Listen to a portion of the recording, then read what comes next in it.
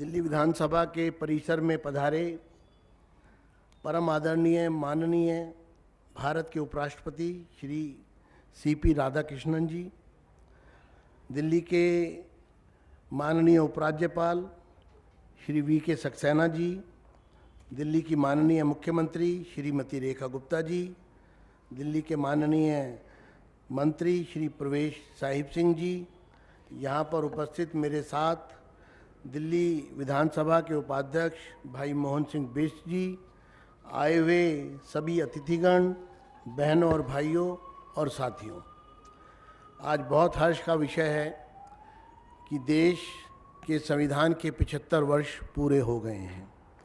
ठीक आज ही के दिन 26 नवंबर 1949 को बाबा साहब भीमराव अंबेडकर जी ने भारत का संविधान तत्कालीन भारत के राष्ट्रपति डॉक्टर राजेंद्र प्रसाद जी को सौंपा था, जिसका चित्र भी अभी आपने इस फिल्म में देखा।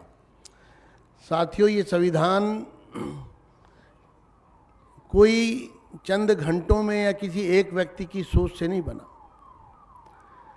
देश की कॉन्स्टिट्यूएंट असेंबली जो लगभग 3 साल अर्थात 2 साल 11 महीने और 18 दिन 165 सिटिंग में बैठी, और जैसा मैंने बताया 299 मेंबर्स थे, और एक समिति बनी जिसकी अध्यक्षता कर रहे थे, जिसमें 7 मेंबर्स थे बाबा साहब भीमराव अंबेडकर। और बाबा साहब भीमराव अंबेडकर ने संविधान का प्रारूप तैयार किया और उसको कॉन्स्टिट्यूएंट असेंबली के सामने रखा, और 3 साल तक एक ही विषय 165 दिन तक डिस्कस हुआ, जिसमें एक आम व्यक्ति को की ताकत बनकर और राष्ट्र एक आम आदमी की ताकत बनकर उसके अधिकार और उसके कर्तव्यों का बोध कराता है, वहीं ये भारत के राष्ट्र के स्वाभिमान के लिए भी रक्षा का एक पवित्र ग्रंथ है। मैं आज के इस अवसर पर सिर्फ इतना कहूँगा कि संविधान किसी भी देश का, हमारा संविधान हमारा स्वाभिमान, और इस दृष्टि से जब ये तैयार किया गया तो आज देश के 140 करोड़ नागरिक इस पवित्र ग्रंथ पर विश्वास करते हैं और इसको अपने लिए एक ग्रंथ के रूप में जो पूजनीय है हमारे लिए, जिसका निर्माण बाबा भीमराव अंबेडकर जी ने किया, उसका उसी महत्व के साथ उसको देखते हैं। दिल्ली विधानसभा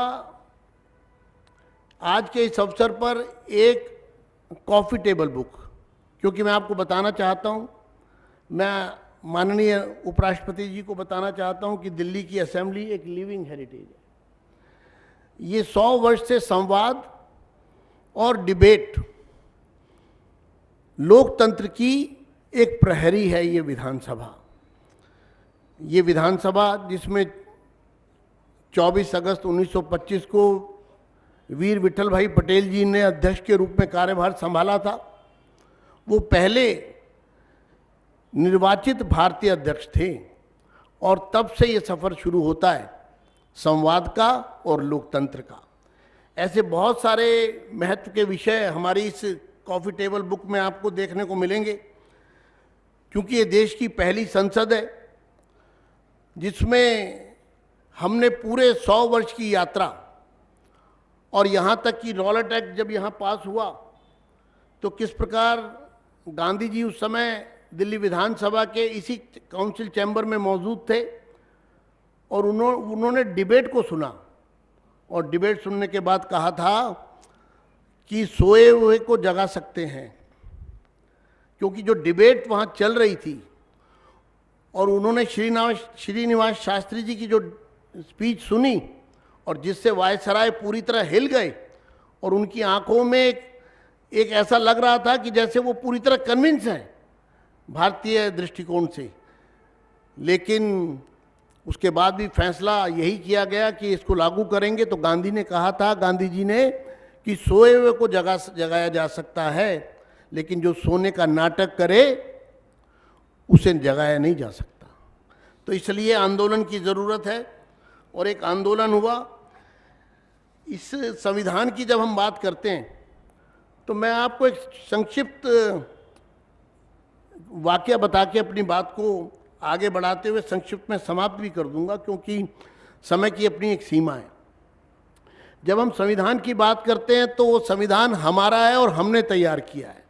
हमारे लोकतंत्र, we the people, by the people, of the people, democracy का ये मूल मंत्र है।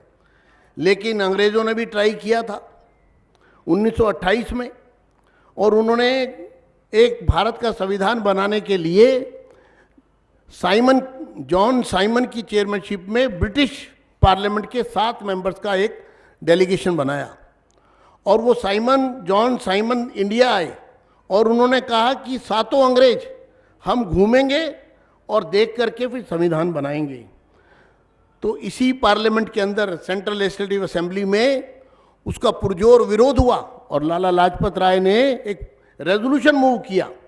और उस रेजोल्यूशन में कहा कि हम गोरों के उस कमीशन का बहिष्कार करते हैं जिसमें एक भी भारतीय नहीं है। यानी भारत का संविधान बनेगा और एक भी भारतीय नहीं होगा, यह हमें मंजूर नहीं है। और आपको जान के हर्ष होगा, 16 फरवरी और 18 फरवरी 1928 को सदन में लंबी बहस होती है, और 18 फरवरी 1928 को जब मतदान होता है तो चेयर पर विठल भाई पटेल बैठे हैं अध्यक्ष के रूप में, और मतदान चल रहा है। और मतदान में वो रेजोल्यूशन ब्रिटिश सरकार की उस पार्लियामेंट में पास हो जाता है साइमन कमीशन के विरोध में। और साइमन कमीशन गो बैक के वहाँ नारे लगते हैं और वंदे मातरम के नारे लगते हैं। ये देखकर जो सदन के नेता थे इंग्लिश, वो चक्कर खा के बेहोश हो जाते हैं। ये है भारत के संविधान के प्रति भारतीयों की एक आस्था। और उसके बाद पूरे देश में एक आंदोलन होता है। मैं माननीय उपराष्ट्रपति जी को बताना चाहता हूँ, इस परिसर में वीर विठल भाई पटेल जी के साथ साथ लाला लाजपत राय, मदन मोहन मालवीय, जिनके 20 वर्ष तक वो यहाँ पर सदस्य रहे, और 440 उनकी स्पीचेज हैं जिनको मालवीय वाङ्मय में पूरा बांधा गया है, बुक की शेप में लाया गया है। विपिन चंद्र पाल, सुरेंद्र नाथ बनर्जी, और यहाँ पर ऐसे महान स्वतंत्रता सेनानी यहाँ के सदस्य रहे।